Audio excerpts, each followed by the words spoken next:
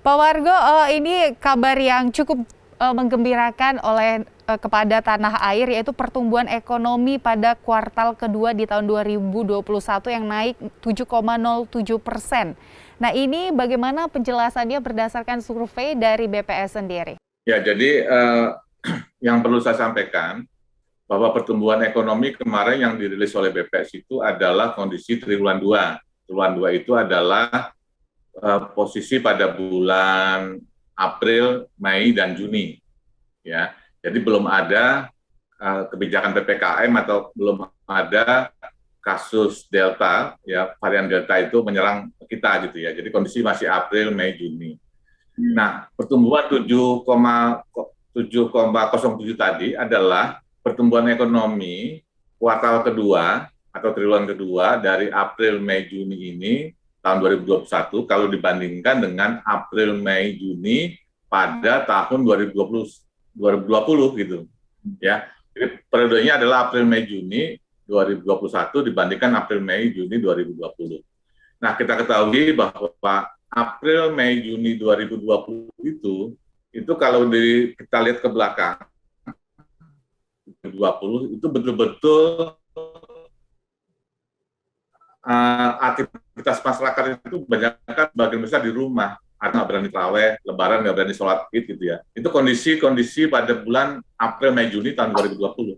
Nah, kalau mobilitas masyarakatnya terbatas, itu juga berarti aktivitas ekonomi juga pasti terbatas. Nah, pada kondisi 2020 itu terjadi pertumbuhan ekonomi yang cukup dalam di situ, digambarkan dengan kontraksi sebesar minus 0,53 gitu ya, dalam sekali gitu.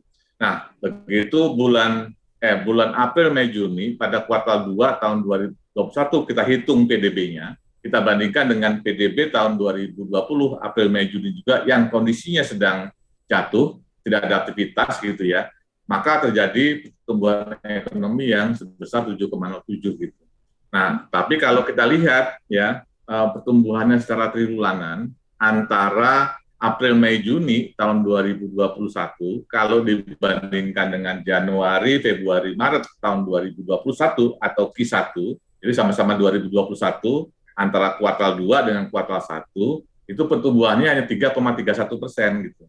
Nah, 3,31% tadi itu belum sebaik kalau kondisi normal. Kondisi normal itu biasanya kalau triwulan 2 itu selalu di atas 4% gitu.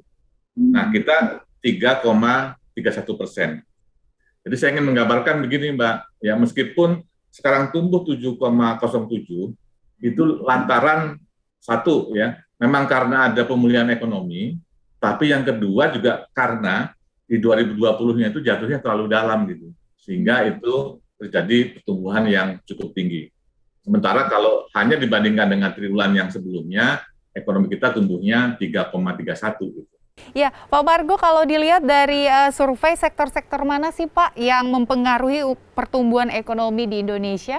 Ya, kalau tadi di rilis yang kemarin, jadi kalau pertumbuhan ekonomi itu dari sisi lapangan usaha yang menjadi pendorong utama pertumbuhan ekonomi kita itu berasal dari industri pengolahan. Ya, jadi itu pemicunya ya, industri pengolahan itu cukup tinggi perannya di dalam pertumbuhan ekonomi triwulan 2 kemarin. Nah, kalau dari sisi pengeluaran itu didorong oleh konsumsi rumah tangga ya.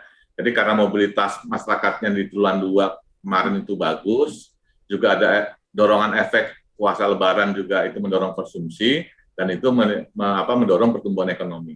Jadi kalau dari sisi pengeluaran itu akibat dorongan konsumsi masyarakat, ya berbagai efek tadi ya, efek mobilitas baik triwulan 2, juga ada efek dorongan permintaan untuk memenuhi puasa dan lebaran gitu ya. Dan kalau dari sisi lapangan usaha, dari sektornya gitu, itu yang mendorong pertumbuhan ekonomi utamanya adalah dari sektor industri pengolahan yang paling dominan memberikan efek pada pertumbuhan ekonomi Indonesia kemarin. Demikian, Mbak. Ya, baik.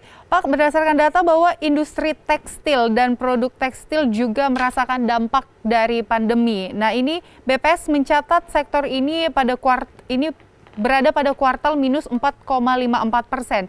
Ini sebaiknya seperti apa, Pak, yang harus skema yang dilakukan mereka agar mereka tetap mendukung pertumbuhan ekonomi di Indonesia? Ya, jadi kalau lihat pertumbuhan ekonomi dalam arti luas itu kan ya satu yang paling gampang melihatnya didorong oleh adanya permintaan. Permintaan itu bisa karena permintaan luar negeri, ya itu biasanya kita dekati dengan ekspor. Jadi kalau misalkan ke ke negara mitra dagang kita kayak Tiongkok, Amerika, Singapura, Uni Eropa itu ekonominya tumbuh gitu ya. Biasanya permintaan mereka kepada produk kita itu tinggi gitu. Nah, mitra dagang kita kemarin itu semuanya tumbuh ekonominya sehingga ekspor kita meningkat gitu. Itu satu ya, jadi permintaan luar negeri itu tergantung dari pulihnya negara-negara yang menjadi mitra dagang kita. Gitu ya. Sementara sisi lain, ekonomi bisa tumbuh juga kalau ada permintaan domestik. Nah, permintaan domestik itu timbul biasanya juga karena ada yang sifatnya pola, ya pola itu artinya mengikuti pola waktu gitu ya. Misalkan kalau tekstil, pakaian jadi itu ya biasanya kalau menjelang Idul Fitri biasanya kan juga meningkat gitu ya kebutuhannya. Nah sekarang ini memang agak beda pola konsumsinya gitu. Mungkin karena kemarin karena masyarakat ini lebih aktivitasnya tidak bisa bertamu atau tidak bisa berkunjung karena ada pembatasan gitu ya, tidak ada kunjungan satu sama lain seperti kondisi normal gitu ya. Itu permintaan tekstil atau pakaian jadi itu untuk domestiknya relatif lebih rendah dibanding tahun-tahun sebelumnya gitu. Itu Mbak, ya, ekspor juga mengalami perlambatan di sana. Baik, ekspor juga mengalami perlambatan. Nah, lalu bagaimana dengan data pertumbuhan lapangan usaha selama masa pandemi ini, Pak? Apakah masih terus menunjukkan penurunan atau beberapa survei terakhir ini karena sudah ada pelonggaran sedikit dari PPKM, apakah sudah menunjukkan adanya penaikan lagi? Ya, Mbak, kalau lihat triwulan 2 kemarin, itu semua lapangan usaha itu tumbuh positif. Ya, kalau yang triwulan 2 ya, saya bicara triwulan 2 kemarin yang sudah dirilis ya, semua tumbuh positif. Ya.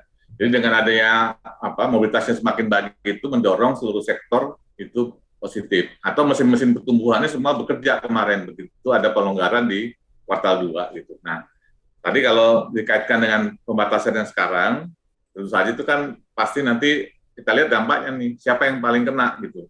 Nah, biasanya yang paling kena itu kan sektor-sektor yang terkait dengan misalkan kalau mobilitasnya terganggu biasanya ya sektor-sektor pariwisata itu menjadi turun, hotel juga menjadi tingkat penghuniannya menjadi turun dan sebagainya.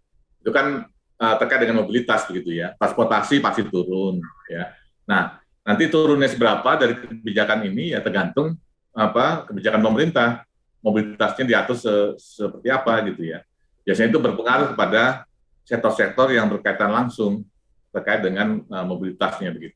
Kalau tadi industri tekstil, Bapak mengatakan memang ini menunjukkan tren penurunan, tapi berbeda dengan non-migas. Ini justru mencatat pertumbuhan positif pada kuartal kedua 2021 menjadi 6,91%.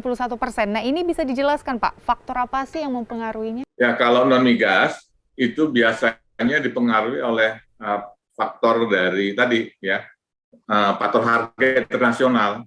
Jadi kalau harga internasional bagus, itu biasanya ekspornya bagus gitu. Ya biasa kalau bisnis kan begitu ya Mbak, begitu lihat harga internasional bagus, maka produksinya bisa meningkat gitu ya. Nah beberapa tambang dan CPO kemarin tuh harganya bagus, sehingga itu memicu produksi dalam negeri untuk berproduksi, sehingga ekspornya kemarin tuh bagus banget ya untuk beberapa produk tambang dan produk makanan gitu ya. Nah, CPO dan gandum dan sebagainya gitu. Itu bagus kemarin. Ya.